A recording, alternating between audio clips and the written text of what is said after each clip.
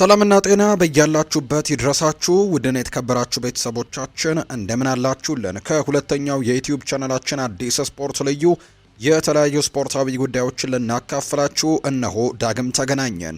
ስለምታደምጡን ቆይታችሁን ከኛ ጋር ስለምታደርጉ እጅጉን ከልብ አድርገን ነው የምናመሰግነው። በዛሬው ፕሮግራማችን ትልልቆቹን የአውሮፓ ክለቦች ማንቸስተር ዩናይትድ፣ አርሰናል፣ ቸልሲ፣ ሊቨርፑል፣ ማንቸስተር ሲቲ፣ ሪያል ማድሪድ፣ ባርሴሎና ሌሎችንም የተመለከቱ እጅግ በርከት ያሉ ስፖርታዊ ጉዳዮችን እያነሳሳን ቆይታን የምናደርግ ነው የሚሆነው። ፉአድ ባህሩ ፕሮግራሙን እየመራው ከእናንተ ጋር ቆይታን አደርጋለሁ። እናንተም ቪዲዮአችንን ላይክ፣ ቻናላችንን ሰብስክራይብ እያደረጋችሁ ከኛ ጋር ቆይታን አድርጉ። ከመሸጋገሪያ በኋላ በድጋሚ ተመልሰን የምንገናኘውን አብራችሁኝ ቆዩ። ፉአድ ባህሩ ፕሮግራሙን እየመራው ከእናንተ ጋር ቆይታን አደርጋለሁ።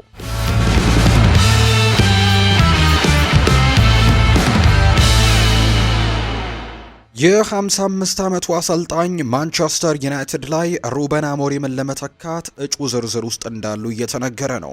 በሩበን አሞሪም ስር የማንቸስተር ዩናይትድ ደካማ የውጤት ጉዞ አሁንም እንደቀጠለ ይገኛል። የፖርቱጋላዊው አሰልጣኝ የወደፊት እጣ ፈንታ ላይም ጥርጣሬ እንዲነሳ አድርጓል። ሪፖርቶች እንደሚያመለክቱት ከሆነ ለውጥ ከተደረገ ጋሬት ሳውዝጌት ኦልትራፎርድን እንግዲህ ለመቀላቀልም ቀዳሚ እጩ ሊሆን እንደሚችል ነው መረጃዎች በትልቁ እየወጡ የሚገኙት። ተከታታይ አሳዛኝ ውጤቶች ከተመዘገቡ በኋላ አሰልጣኝ ሩበን አሞሪም ቦታውን ሊለቅ እንደሚችል የሚናፈሱት ወሬዎች እየጨመሩ መጥተዋል። የስፖርት ተንታኞችና ደጋፊዎችም ዩናይትድ ወደ ላይኛው ደረጃ ለመመለስ ትክክለኛው ሰው እሱ መሆኑን በግልጽ እየጠየቁ ይገኛሉ። ሩበን አሞሪም ችሎታ ባለው ነገር ግን አቅሙን ባልተወጣው ቡድን ላይ ወጥነትን ለማምጣትም ተቸግሯል።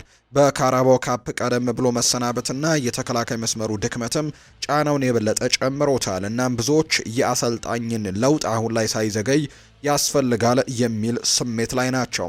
ቶክ ስፖርት እንደዘገበው ከሆነ ጋሬት ሳውዝጌት ማንቸስተር ዩናይትድ ላይ ሩበን አሞሪምን ለመተካት በዝርዝር ውስጥ ካሉት አማራጮች አንደኛው ነው። ሌሎቹ ሁለት አማራጮች ደግሞ የክሪስታል ፓላሱ አሰልጣኝ ኦሊቨር ግላርሰን እና የቦርንመዙ አሰልጣኝ አንዶኒ ኢራኦላ ናቸው። እነዚህ አሰልጣኞች አሰልጣኝ ሩበን አሞሪምን ሊተኩ ይችላሉ ተብሎ ቅድመ ግምት ተሰጥቷቸዋል። ሳውዝጌት የረጅም ጊዜ የእንግሊዝ ብሔራዊ ቡድን ቆይታውን ተከትሎ በአሁኑ ሰዓት ስራ የሌለው ሲሆን ለዚህ ሚና ከሚነሱ ስሞች መካከልም በፍጥነት ግንባር ቀደም ሆኖ ብቅ ብሏል። ከእንግሊዝ ጋር ያላቸው ስኬት አስደናቂ ነው። 2 የአውሮፓ ሻምፒዮና ፍጻሜና አንድ የዓለም ዋንጫ ግማሽ ፍጻሜ መድረሳቸው ሲሆን በተጨማሪም አድናቆትን ያተረፈላቸው የአንድነትና የሙያዊ ባህል በቡድን ውስጥም ገንብተዋል። ማንቸስተር ዩናይትድን ማሰልጠን ልዩ የሆነ ጫናን ያመጣባቸዋል። በዚህም ትዕግስት የለም። ስኬትን የሚፈልገው ወዲያውኑ ነው። ምንም እንኳን ሰዎችን በማስተዳደር ረገድም ስማቸው የገነነ ቢሆንም የእሳቸው የቴክኒካል አቀራረብ ግን ለፕሪሚየር ሊጉ በቂ ነው ወይ የሚሉ ጥያቄዎች ይነሳሉ። ሩበን አሞሪም ስራቸውን ለማዳን ጊዜው እያለቀ መሆኑንም እየተረዱ ያሉ ይመስላሉ። የቡድን ውጤት በቅርብ ጊዜ ውስጥ ካልተለወጠ በኦልትራፎርድ የሩበን አሞሪም ዘመን ማብቂያው ላይ የደረሰ ነው የሚመስለው። አርሰናል ትናንትና ኒውካስል ዩናይትድን ያሸነፈበት አስደናቂ ድል ለዋንጫ ያላቸውን ተስፋ ከማደሱም በላይ ከቀድሞ የማንቸስተር ዩናይትድ ተከላካይና የስፖርት ተንታኝ ጋሪ ኔቭልም ከፍተኛ አድናቆትን አስገኝቶላቸዋል። ከጨዋታው ፍጻሜ በኋላ ሲናገር ጋሪ ኔቭል ይሄ ውጤት ለአርሰናሎችና ለአሰልጣኛቸው ሚኬል አርቴታ ምን ያክል ጠቃሚ ሊሆን እንደሚችል አጽንኦት ሰጥቷል። ገና ከአንድ ሳምንት በፊት የአርሰናልን ተስፋ እየደበዘዘ ያለ ይመስል ነበር። ያሳዘኑ ተከታታይ ውጤቶች ደጋፊዎች የአርቴታን ቡድን ከፉክክር ተቀናቃኛቸው ሊቨርፑል ጋር ለመቆየት የሚያስችል ጥንካሬ አለው ወይም ብለው ደግሞ እንዲጠይቁም አድርጓቸው ነበር። ኒክ ቮልትማዴ ባስቆጠረው ጎል 1-0 ከተመሩ በኋላ አርሰናሎች ከኤዲሃው ቡድን ጋር መፋለም ነበረባቸው። እናም ጠንክረው ተፋለሙ። በሁለተኛው አጋማሽ ላይ ሚኬል ሜሪኖን በቀይሮ አስገቡት 70ኛው ደቂቃ ላይ። በ96ኛው ደቂቃ ላይ ደግሞ የጋብርኤል ማጋሌሽን አሸናፊነት ጎል አርሰናሎች በሴንት ጄምስስ ፓርክ ሙሉ 3 ነጥብን ይዘው እንዲወጡ አረጋገጠች። ይህም ከሊግ መሪው ሊቨርፑል ጋር ያላቸውን የነጥብ ልዩነት 2 ነጥብ ብቻ አድርጎታል። ጋሪ ኔቨል ከጨዋታው በኋላ ለአርሰናል እና ለአርቴታ ሙሉ ምስጋናውን አቅርበዋል። በስካይ ስፖርት ላይ ሲናገርም እንዲህ ነው ያለው። ለአርሰናል ምንኛ ትልቅ ድል ነው፣ ለአርቴታ ምንኛ ትልቅ ድል ነው። ሊቨርፑል ተሸንፏል። አርሰናል በሚያስደምም መንገድ ደግሞ አሸንፏል። ይገባቸው ነበር። የተሻለ የእግር ኳስ ቡድን ናቸው። እሱ ወይም አርቴታ በጣም ጥሩ የመቀየሪያ ተጫዋቾችን ወይም ጥሩ ቅያሬዎችን አድርጓል በዚህኛው ጨዋታ ላይ ሲልም ነው የተናገረው። ሊቨርፑል በዚህ ሳምንት መጨረሻ በቀድሞ የአርሰናል አጥቂ ኤዲ ኢንኪቲያ ዘግይቶ በተቆጠረበት ጎልም ከክሪስታል ፓላስ ጋር እንግዲህ በመሸነፉ ምክንያት በቡድን ውስጥ ያለው በራስ መተማመን አሁን ላይ በአርሰናል ቤት እየጨመረ በመምጣቱ የአርቴታ ሰዎች ወደፊት እንግዲህ አሁንም ለመግፋት እድል አላቸው። የፕሪሚየር ሊግ የዋንጫ ፉክክር በሊቨርፑልና በአርሰናል መካከል እንደሚሆን ቃል አለ። በእርግጥ ሌሎቹም ክለቦች የመምጣት እድል አላቸው ገና ፕሪሚየር ሊጉ ከጀመረ 6ኛ ሳምንቱ ጋር ከመሆኑ ጋር በተያዘ ይህ ሳምንት መጨረሻ ላይ እየተሸነፉ ያሉትን ጨዋታ በማሸነፋቸውና በአርነ ስሎት ቡድን ላይ ያለውን ጫና ደግሞ እንዲሁም ነጥቡንም በመቀነሳቸው አሁን ላይ ትልቅ ፉክክር ሊያደርጉ እንደሚችሉ ነው ግምቶች የወጡት።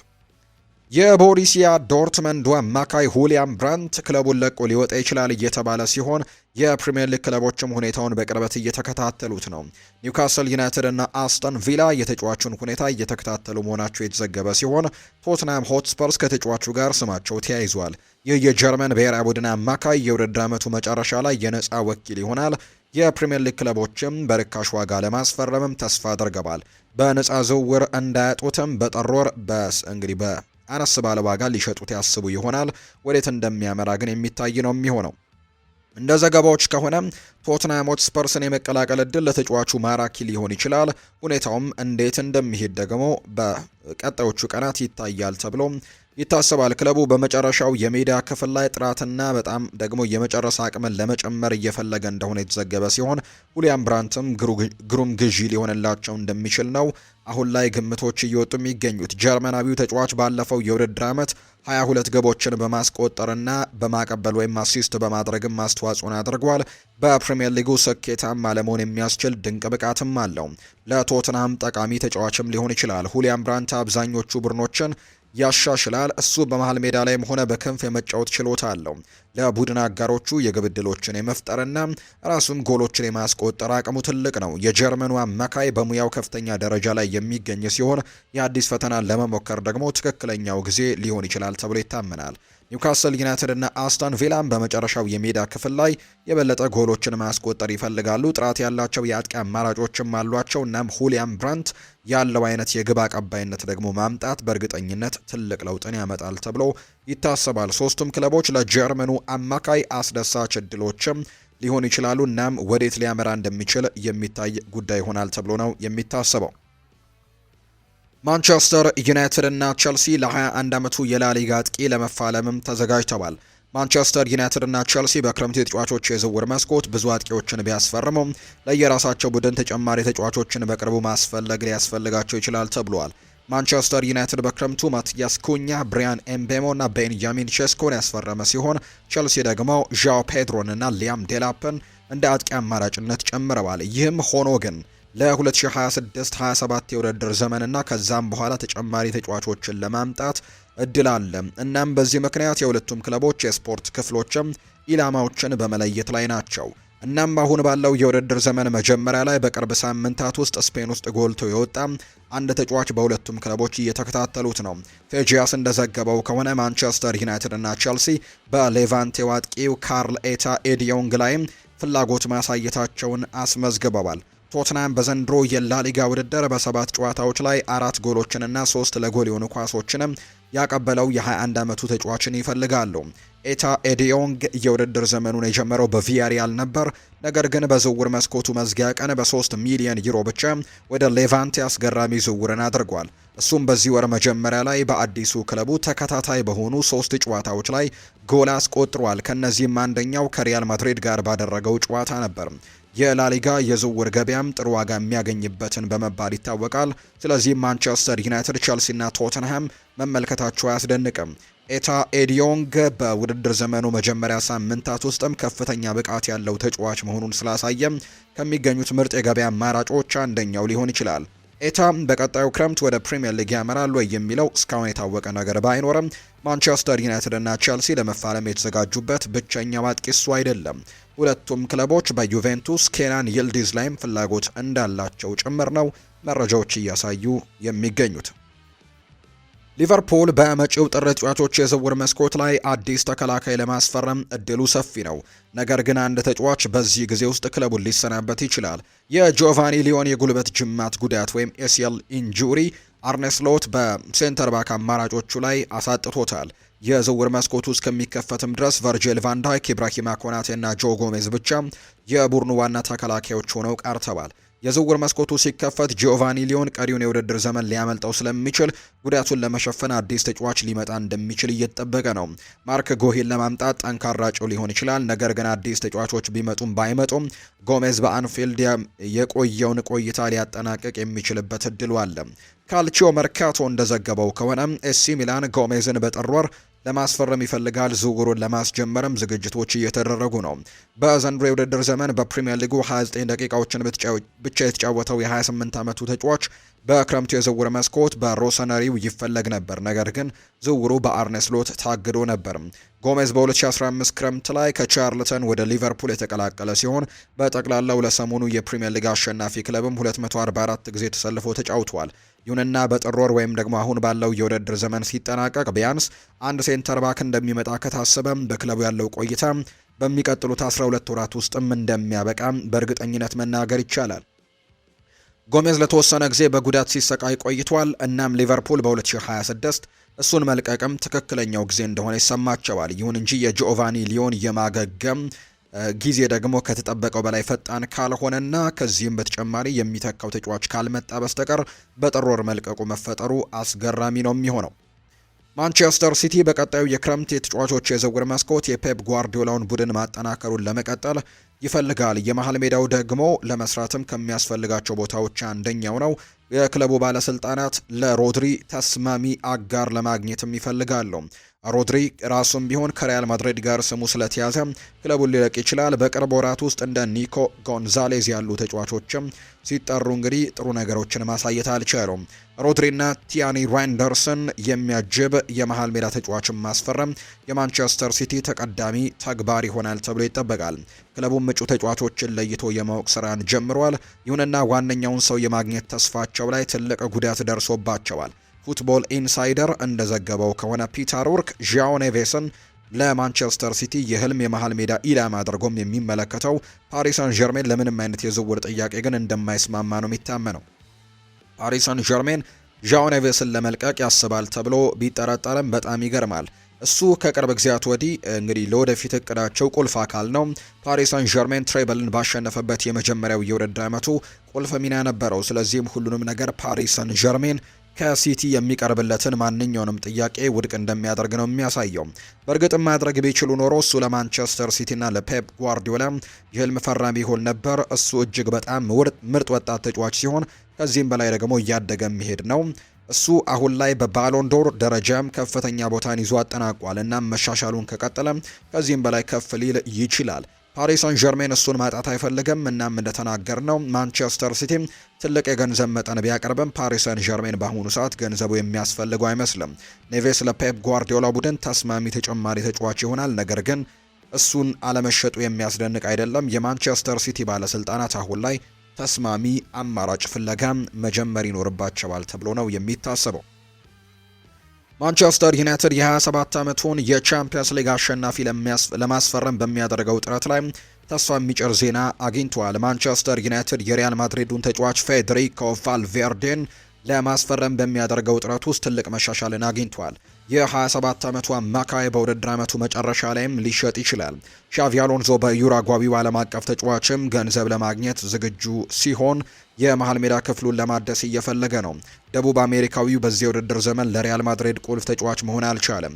እናም ማንቸስተር ዩናይትድ እሱን ማግኘትም ከፍተኛ ፍላጎት አለው። ፌጂያስ የተሰኘው ዘገባ እንደሚያሳየው ተጫዋቹን ለማስፈረም ወደ 100 ሚሊዮን ዩሮ የሚጠጋ ገንዘብ ለማቅረብም ፈቃደኞች ይሆናሉ። ማንቸስተር ዩናይትድ ዝውውሩን ማጠናቀቅ ይችል እንደሆነ ማየቱ አስደሳች ነው የሚሆነው። እሱ በቅርብ ዓመታትም ለሪያል ማድሪድ ቁልፍ ተጫዋች ሊሆንም ይችላል። ማንቸስተር ዩናይትድን እንደሚያሻሽል ግን ምንም ጥርጥር የለውም። ለቡድኑ ጉልበት፣ አካላዊ ጥንካሬ፣ የመከላከል ሽፋን የሚጨምር እሱን የመሰለ ተጫዋች በጣም ያስፈልጋቸዋል። ተጫዋቹ በፕሪሚየር ሊጉ ስኬታማ ለመሆን የሚያስፈልጉት ሁሉም ነገሮች ያሉት ለማንቸስተር ዩናይትድም አስፈላጊ ተጫዋች ሊሆን እንደሚችል ግምቶች እየወጡ ነው የሚገኙት። ምናልባትም በዚህ የሙያው ደረጃ ላይ አዲስ ጅማሮ ለሱ ተመራጭ ሊሆን ይችላል። ወደ እንግሊዝ የመሄድ እድሉ ለሱ አስደሳች ሊሆን ይችላል። በስፔን ብዙ የሊግና እንዲሁ ደግሞ የቻምፒየንስ ሊግ ዋንጫዎችንም በማንሳት ራሱን አረጋግጧል። የሱን ጥራትና ልምድ ያለው ተጫዋች ማስፈረም የማንቸስተር ዩናይትድን ድንቅ ስራ ሊሆን ይችላል ተብሎ ነው የሚታመነው። ሆኖም ግን እንደርሱ ያለ ተጫዋችን ለመሳብ የቻምፒየንስ ሊግ ውድድር ላይ መሳተፍ ሊያስፈልጋቸው እንደሚችል መገመቱ ተገቢ ነው። ፌዴሪኮ ቫልቬርዴ በከፍተኛው ደረጃ ላይ ለመወዳደርና ለዋና ዋንጫዎችም ለመታገል ፍላጎት አለው። ማንቸስተር ዩናይትድ ክለቡን እንዲቀላቀል እንዴት ሊያሳምነው እንደሚችል ማየቱ ግን አስደሳች ይሆናል ተብሎ ነው የሚጠበቀው። አስተን ቪላ በክረምቱ የተጫዋቾች የዝውውር መስኮት የሃርቪ ኤሊዮትንና የጄደን ሳንቾን ዝውውር ማጠናቀቁ ይታወሳል። ኤሊዮት የውድድር ዓመቱ መጨረሻ ላይም በግዴታ የመግዛት አማራጭ ባለው የውሰት ውል አስፈርመውታል። በሌላ በኩል ሳንቾን ደግሞ ከማንቸስተር ዩናይትድ ለአንድ የውድድር ዓመት በውሰት ነው ያስፈረሙት። የቀድሞ የማንቸስተር ዩናይትድ ኮከብ ኦውን ሃርግሬቭስ ሞንቺ ክለቡን ከመልቀቁ በፊት ድንቅ ስራ መስራቱን ያምናል። ሁለቱ ዝውውሮች ክለቡን ከመልቀቁ በፊት ያደረጋቸው የመጨረሻዎቹ ሲሆኑ ሃርግሬቭስ ዘላቂ ተጽዕኖን ሊያሳድሩ የሚችሉ እንደሆኑ ነው የሚያምነው። ሃርግሬቭስ በቲኤንቲ ስፖርት ላይ ሲናገር ማርከስ ራሽፎርድና ማርኮ አሴንሲዮ ለዚህ የአስተን ቪላ ቡድን በጣም ጥሩ ነበሩ ብለዋል። ሃርቪ ኤሊዮት በመጨረሻም ልክ እንደ ማርቲን ኦዴጋርድ ጥሩ ተጫዋችም ሊሆን ይችላል ብዬም አስባለሁ። በቴክኒክ ደረጃ ድንቅ ነው ብዬ አስባለሁ። በሊቨርፑል በግልጽ እድሎችን አላገኘም፣ ምክንያቱም ብዙ ተጫዋቾች ነበራቸው። ነገር ግን በመሃል ሜዳ ላይ እሱ አስደናቂ ተጫዋች ነው ብዬ ማስባለው። በግልጽ ጄደን በተቀያሪነት እየገባና እየወጣ ቢሆንም ችሎታው ግን አለ ሲል ሃርግሬቭስ አክሏል። ኡናይ ኤምሪ በሌሎች ቦታዎች ላይ ችግር ከገጠማቸው ተጫዋቾችን የተሻለውን ብቃት ማውጣት ላይ ጥሩ እንደሆነ ይታወቃል። እነዚህ ሁለት በጣም ጥሩ የቴክኒካል ተጫዋቾችን ማግኘቱ የዝውውር መስኮቱ መጨረሻ ላይ እየተሰራ ድንቅ ስራ ነው። ሃርቪ ኤሊዮትና ሳንቾ በዚህ ውድድር ዓመት በአስተን ቪላ መደበኛ የመሰለፍ ዕድልን አግኝተው ቡድኑ እንዲሻሻል መርዳት የሚችሉ እንደሆነ ማየቱ አስደሳች ይሆናል። ሁለቱም ተጫዋቾች በከፍተኛ ደረጃ የመወዳደር ጥራት እንዳላቸው ምንም ጥርጥር የለውም። ይህንንም ደግሞ በዚህ ውስጥም አሳይተዋል። መደበኛ ጨዋታ በማድረግ ሙያቸው ወደ ቀድሞው መንገዳቸው ደግሞ ለመመለስም ትልቅ ጥረት ያደርጋሉ ተብሎ ነው የሚታሰበው። አስተን ቪላ በዚህ ውድድር ዓመት ደካማ አቋምን አሳይተዋል። እናም በጠንካራ ሁኔታ ለመመለስም ይፈልጋሉ። አዲሶቹ ፈራሚዎችም በፍጥነት አሻራቸውን እንደሚያሳርፉ በእርግጠኝነትም ተስፋ ያደርጋሉ ተብሎ ነው አሁን ላይ የሚታሰበው። ማንቸስተር ዩናይትድ ባለፉት 25 ጨዋታዎች 6 ድሎችን ብቻ ባስመዘገበው አሰልጣኝ ለመደራደርም እየተገናኘ ነው። የማንቸስተር ዩናይትዱ አሰልጣኝ ሩበን አሞሪም ከፍተኛ ጫና ውስጥ ያሉ ሲሆን ሊባረሩ እንደሚችሉ የሚነገሩ ወሬዎች በከፍተኛ ሁኔታ እየተሰራጩ ነው። ማንቸስተር ዩናይትድ በአሁኑ ወቅትም በፕሪሚየር ሊጉ ከ6 ጨዋታዎች 2 ድሎችን ብቻ በማስመዝገብ በሊጉ የደረጃ ሰንጠረዥ ግርጌ አካባቢ ይገኛሉ። ከዚህ ቀደም በብሬንትፈርድ ተሸንፈዋል። የቡድኑ አቋም አሳዛኝ ሲሆን ሩበን አሞሪም ባስፈረሟቸው ተጫዋቾችም የተሻለ ውጤት ማስመዝገብ አልቻሉም። ፖርቱጋላዊው አሰልጣኝ ዘዴያቸውን ለመቀየር ፈቃደኛ ለመሆናቸውን ያሳዩ ሲሆን የክለቡ አመራሮችም ሊያሰናብቷቸው ቢወስኑም የሚያስገርም አይሆንም። ማንቸስተር ዩናይትድ ለውጥ ያስፈልገዋል። እናም ጥራት ያለው አሰልጣኝም ማምጣት ተመራጭ ነው።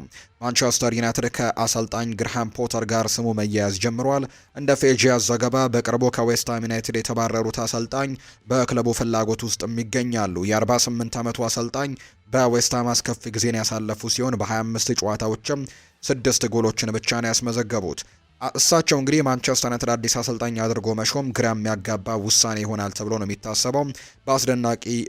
በአድናቂዎቻቸው ዘንድ ተቀባይነት የማግኘት እድሉም በጣም ጠባብ ነው የሚሆነው ተብሎ ይታሰባል። ማንቸስተር ዩናይትድ በተከታታይ ከፍተኛ ብቃታቸውን ያሳዩና አሸናፊ መሆናቸውን ያረጋገጡ ሰዎችን ይፈልጋል። በመጨረሻ ማንን እንደሚሾም ማየቱ አስደሳች ይሆናል። ማንቸስተር ዩናይትድ ሰር አሌክሳንደር ቻፕማን ፈርጉሰን ከለቀቁ ወዲህ ለዋና ዋንጫዎች መፎካከር አልቻለም። እድላቸውን ሊለውጥ የሚችል ብልህ አሰልጣኝ ደግሞ በጣም ያስፈልጋቸዋል። ምንም እንኳን ግርሃም ፖተር ከዚህ በፊት በፕሪሚየር ሊጉ ብቃቱን ቢያሳይም ለስራው ትክክለኛው ሰው ግን አይደለም። የ48 ዓመቱ አሰልጣኝ የራሳቸውን ከፍተኛ ጫና ውስጥም ያሉ ሲሆን በዓለም ላይ ካሉ ታላላቅ ክለቦችም አንዱን የማስተዳደር ኃላፊነት ነገሮችን ለእሳቸው የበለጠ ያባብሰዋል ተብሎ ነው የሚጠበቀው።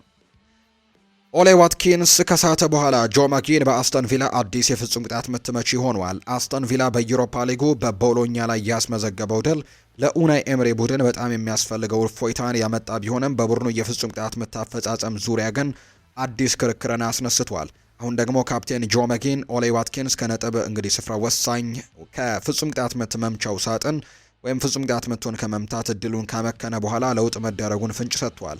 ቪላ በከፍተኛው የጆ ማጊን የመጀመሪያው አጋማሽ ግብም ምክንያት የመጀመሪያውን የአውሮፓ ውድድርን ድሉን አግኝቷል። ሆኖም ግን ጨዋታው ከዚህ ቀደም ለማጠናቀቅ የሚችሉ ነበር፣ ምክንያቱም የፍጹም ቅጣት ምት አግኝተው ነበር። በ67ኛው ደቂቃ ላይ ኦሌ ዋትኪንስ ፍጹም ቅጣት ምቱን ለመምታት ቀረበ። ነገር ግን ኳሱን በቀጥታ በመምታቱ ደካማ ሙከራው ተከላካይ እጅ ስር ገብቷል። ይህ ስህተት አስቶን ቪላዎች ጠባብ መሪነታቸውን እስከ መጨረሻው ደቂቃ ድረስም እንዲከላከሉ አስገድዷቸዋል። ይህም ጆ ማጊን ልምድ እንዳለውና እሱ መምታት እንዳለበትም ጭምር ነው የተገመተው። ጆ ማጊን ከጨዋታው በኋላ በሰጠው ቃልም ዶዌን ማለን ሜዳ ላይ እስካለ ድረስ የቪላ ተመራጭ የፍጹም ቅጣት ምት መቺ መሆኑን ገልጿል።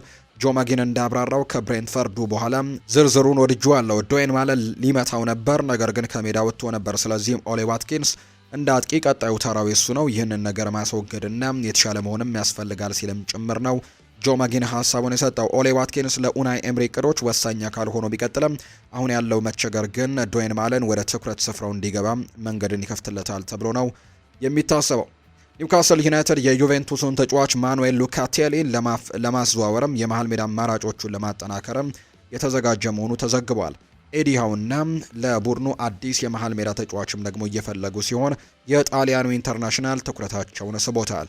ዝርዝሩ ጉዳዮቹ ገና እየወጡ ቢሆንም የኒውካስል የቅጥር ስትራቴጂ እምቅ ብቃት ባላቸው ልምድ ባላቸው ተጫዋቾች ላይ እንደሚያተኩር ግን ግልጽ ነው። ሉካቴሊ በመሃል ሜዳ ባለው መረጋጋትና ሁለገብነትም ምክንያት በበርካታ የአውሮፓ ክለቦች ዘንድም ትኩረትን የሚስብ አይነት ተጫዋች ነው። ኒውካስል ተጫዋቹን በጥንቃቄ ሲከታተል ቆይቷል። የክረምቱ የዝውውር መስኮት ሲከፈትም መደበኛ ፍላጎትን ሊያቀርብ ይችላል ተብሎ ነው የሚታሰበው። በአሁኑ ወቅት ከዩቬንቱስ ጋር ኮንትራት ያለው ጣሊያናዊ አማካይ አሰልጣኝ በጥብቅ በሆኑ ጨዋታዎች ውስጥም ቁጥጥርን በሚፈልግበት ጊዜ መከላከልና ማጥቃትን በማገናኘት እና ወሳኝ ሚናን በመውሰድም የቡድኑ ሚዛንን ለመጠበቅም የሚረዳ እጩ ተደርጎ ይታያል ነው የተባለው። የዩቬንቱስ አማካይ በጥር የዝውውር መስኮት ወደ ሌላ ክለብ የሚዘዋወር ከሆነ 40 ሚሊዮን ዩሮ አካባቢም ሊገኝ ይችላል ተብሎ ይታሰባል። ኤዲሃው በመሃል ሜዳው ብሩኖ ጉማሬ፣ ሳንድሮ ቶናሊ እና ጆኤል ሊንተን የሚባሉ አማራጮች ያሉት ቢሆንም ኒውካስል በቻምፒየንስ ሊግ ስለሚወዳደር በቡድን ውስጥም ተጨማሪ የአማራጮችን ማብዛት ይፈልጋል ነው የተባለው። የተጫዋቾቹ የግል ምኞትም ጠቃሚ ይሆናል። ሉካቴሊ ወደ ኒውካስል መዘዋወርን መደበኛ የመጫወት እድልንም አዲስ ፈተናዎችን ወይም ደግሞ በተፈጥሮ የተከላካይ አማካይ ቢሆንም በመሃል ሜዳ ላይ የመጫወት ችሎታ አለው። እሱ ከኒውካስል ዩናይትዱ ብሩኖ ጉማሬሽ ጋርም ተነጻጽሯል። ዘማክፓይስ ቶናሊን በ2023 በማስፈረማቸው ከሴሪ ተጫዋቾች ማስፈረም ልምድ አላቸው። ከወትሮ በተወሰነ መልኩ አስደናቂ ባልነበረው የክረምት የዝውውር መስኮት በኋላ ኤዲሃውና የቅጥር ሰራተኞቹ ስህተታቸውን ለማረምም እየፈለጉ ሲሆን የጥር የዝውውር መስኮትም ቡድናቸውን ለማጠናከር እድልን እየተመለከቱበት እንዳለ ነው መረጃዎች እያሳዩ የሚገኙት። የጥር ተጫዋቾች የዝውውር መስኮት እየተቃረበ ሲመጣ በብዙ ወጣት ኮከቦች ወደፊት ዕጣ ፈንታ ዙሪያ ላይ ያለው ግምትም መጨመር ጀምሯል። የሪያል ማድሪድ አርዳ ጉሌር ከዚህ የተለየ አይደለም። ቱርካዊው ኢንተርናሽናል የሪያል ማድሪድ ቁርጠኝነትን ለመፈተሽ የሚጓጉ በርካታ የአውሮፓ ታላላቅ ክለቦች አድናቆት ርዕሰ ጉዳይ ሆኗል። ነገር ግን ምንም እንኳን ጫጫታ ቢኖርም ሪያል ማድሪድ አቅሙን ሳይለውጥ ጸንቷል። አርዳ ጉሌር አይሸጥም በሚል የ20 ዓመቱ አማካይ በአዲስ አሰልጣኝ ሻቪ አሎንዞ መሪነት ለሎስ ብላንኮቹ ወሳኝ ሚናን እየተጫወተ ነው። አርዳ ጉሌር በሁሉም ውድድሮችም ለሪያል ማድሪድ በ8 ጨዋታዎች 3 ግቦችንና 3 ደግሞ ለግብ ያቀበሉ ኳሶችን አስመዝግበዋል። ለስፔኑ ግዙፍ ክለብም ቅርበት ያላቸው ምንጮች እንዳረጋገጡት ከሆነ ተጫዋቹ በእድገቱ ረክተዋል። በተለይም የአሰልጣኙ ቡድን አርዳ ጉሌርን በቅርብ ዓመታትም ውስጥ በሳንቲያጎ ቤርናቢው ማዕከላዊ ሰው እንዲሆንም የረጅም ጊዜ ፕሮጀክት አድርገው ይመለከቱታል። ይህ ግን በአውሮፓ ታላላቅ ቡድኖች ውስጥ እሱን ለመከታተል አላገዳቸው። ከቼንድ ኦፍሳይድ እንደገለጸው ከሆነ የቶትናም ሆትስፐርስ፣ ኒውካስል ዩናይትድ፣ አርሰናል፣ ኤሲ ሚላን፣ ቦሩሲያ ዶርትመንድ፣ አርቢ ላይፕዚግ ስካውቶች በላሊጋ ጨዋታዎች ላይ በመታየት የአርዳ ጉሌርን በቅርበት እየተከታተሉት እንደሆነ ይገለጻል። በተለይም አርሰናል ቱርካዊውን አጥቂ ለረጅም ጊዜ በፊትም ያደንቀዋል። እናም የሚኬል አርቴታ ቡድን ባለፈው የውድድር ዓመት መጀመሪያ ላይ እሱን ለማስፈረም አስበው ነበር። ይህ ቀጣይ ፍላጎታቸው በአውሮፓ ውስጥ የአርዳ ጉሌርን እያደገ የመጣውን ዝናንም ያሳያል ነው የተባለው። ጁድ ቤሊንጋም ከጉዳት መመለስ ጋር ተያይዞ በሪያል ማድሪድ የመሃል ሜዳ ውስጥም ያለው ፍክክር ይበልጥ እንዲጠናከር ያደርገዋል። ሆኖም ግን አርዳ ጉሌር ከመሸሽ ይልቅ ፈተናውን በደስታ እየተቀበለ ነው። እያንዳንዱን እድል ለመጠቀምም በሻቪ አሎንዞ ስርም እቅዶች ውስጥም የራሱን ቦታ ለመቅረጽም ሙሉ በሙሉ ቁርጠኛ እንደሆነ ተነግሯል። ከፋይናንስ አንጻር ሪያል ማድሪድ አቅሙን ግልጽ አድርጓል። አርዳ ጉሌር ለገበያም አልቀረበም። ክለቡ ስፖርታዊ ስኬትንም ሆነ በረጅም ጊዜ ስትራቴጂ ውስጥም እንደ ኢንቨስትመንትም ስለሚመለከተው ምንም የዋጋ መለያም አልተቀመጠም። ከአውሮፓ ትልልቅ ክለቦችም የሚቀርበው ፍላጎትን የሚያስደስት ቢሆንም የአርዳ ጉሌር የቅርብ ጊዜ ጣፈንታ ከሪያል ማድሪድ ጋር በጥብቅ የተቆራኘ ይመስላል። የአካል ብቃቱ እንደተመለሰም ችሎታው የማይካድና የክለቡ እምነትም የማይናወጥ መሆኑን ወጣቱ ቱርካዊ ትዕግስት በማድረጉ በቂ ምክንያት እንዳለው ጭምር ነው መረጃዎቹ እያሳዩ የሚገኙት።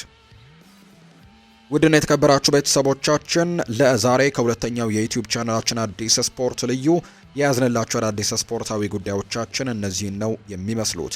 ስለተከታተላችሁን፣ ስላደመጣችሁን፣ ቆይታችሁን ከኛ ጋርም ስላደረጋችሁ እጅጉን ከልብ አድርገን እናመሰግናለን። ፉአድ ባህሩ የዛሬውን ፕሮግራም እየመራው ከእናንተ ጋር ቆይታን አድርግ ያለው። በቀጣይ ፕሮግራሞቻችን ሌሎች ስፖርታዊ ጉዳዮችን ይዘን ደግሞ በድጋሚ የምንገናኝ ነው የሚሆነው። ስላደመጣችሁኝ፣ ስለተከታተላችሁኝ ከልብ አድርጌ ያመሰግናለሁ። መልካም ጊዜ፣ መልካም ደግሞ ቀን እንዲሆንላችሁም በአክብሮት ነው የምመኘው።